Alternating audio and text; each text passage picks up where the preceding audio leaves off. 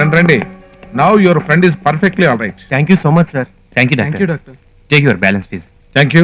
Take care of him. Thanks అండి. ఖర్చులు కొంచెం అండి. ఓకే, మనం వచ్చిన పని అయిందిగా, వెళ్దాం పదండి. రేయ్, అదేంట్రా నాతో కనీసం ఒక మాట అయినా మాట్లాడకుండా వెళ్ళిపోతున్నారు? చచ్చా, నీతో మాట్లాడేంట్రా. ఒకప్పుడు మనం ఒకరు లేకుండా ఒకరు బ్రతకలేం అనుకున్నాం, కానీ ఇప్పుడు అది భ్రమని తెలిసాక వాస్తవంలో బ్రతకాలనుకుంటున్నాం. రేయ్, ఏమేంద్రా? నేనేం తప్పు చేశానో చెప్పండి రా. నువ్వు కాదురా, నీతో ఫ్రెండ్షిప్ చేసి మేం తప్పు చేశాం. రేయ్, నా శరీరాన్ని గాయమన్నా నేను తట్టుకోగలనేమో, కానీ నా మనసు గాయం చేస్తే నేను తట్టుకోలేనురా. అంత పెద్ద మాటలు వద్దులేరా. మేము నిజంగా నీ ఫ్రెండ్స్ అయితే ఆ రోజు రాధికని తీసుకురావడానికి వెళ్తున్నానని మాతో ఒక్క మాటనే చెప్పావరా? అవునులే, ప్రేమ దగ్గరికి వచ్చేసరికి ఫ్రెండ్స్ అక్కర్లేదు. ఆపండ్రా. రాధిక వాళ్ళ నాన్న ఈ ఊళ్ళోనే పెద్ద గుండా.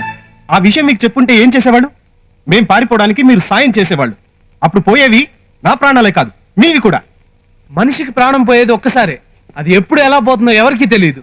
అలా పోయే ప్రాణం ఒక స్నేహితుడి ప్రేమ కోసం పోతుందంటే మేము నిజంగా సంతోషిస్తాం రా. అది కాదు. రేయ్, ఇంకా మాటలు అనవసరం, పదండ్రా. సార్, మీరు మీ ప్రాణాలకు రిస్క్ అని అతను మీకు చెప్పలేదు. ప్రాణాలు పోయే పరిస్థితి ఉన్నా అతను మీకు చెప్పలేదని మీరు బాధపడుతున్నారు. బాగా ఆలోచించి చూడండి. ఇందులో అపార్థాల కంటే మీ ఆత్మీయతలు ఎక్కువ కనిపిస్తున్నాయి. తల్లిదండ్రులు పెద్ద వయసులో పిల్లలు చూసుకుంటారని ఆశిస్తారు. భార్య తన భర్త తనకి జీవితాంతం అండగా ఉంటాడని ఆశిస్తుంది. పిల్లలు వాళ్ళకి ఆస్తులు పంచుతారని ఆశిస్తారు. అది మానవ నైజం. కానీ ఏది ఆశించకుండా జీవితాంతం కష్ట సుఖాల్లో మనకు తోడుగా ఉండేవాడే ఫ్రెండ్. ఈ ప్రపంచంలో స్నేహానికి ఒక గొప్పతనం ఉంది. ఒక్క స్నేహాన్ని మాత్రమే స్నేహంతోనే సంపాదించగలం. ఇలాంటి గొప్ప స్నేహితులైన మీ మధ్య మిస్అండర్స్టాండింగ్స్ రాకూడదు. ఆయన చెప్తుంది నిజమేనయ్యా. ప్రతి తల్లి తండ్రి తమ బిడ్డలు స్నేహితులతో చేరి చెడిపోతున్నారంటారు.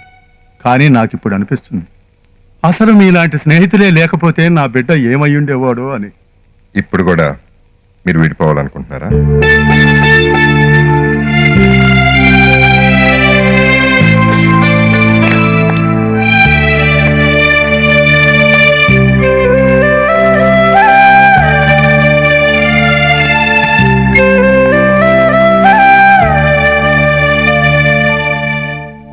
చూడు, ఇంత జరిగాక కూడా అమ్మాయినే మనస్ఫూర్తిగా కావాలనుకుంటున్నావా? అవును సార్.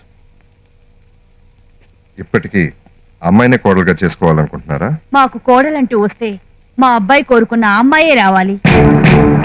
అయితే మంచి రోజు చూసి పెళ్లికి ముహూర్తం పెట్టించండి. ఐ లవ్ యూ చెప్పడానికి ప్రతి అబ్బాయి ఇలాగే టెన్షన్ పడతాడా? It's a different feeling.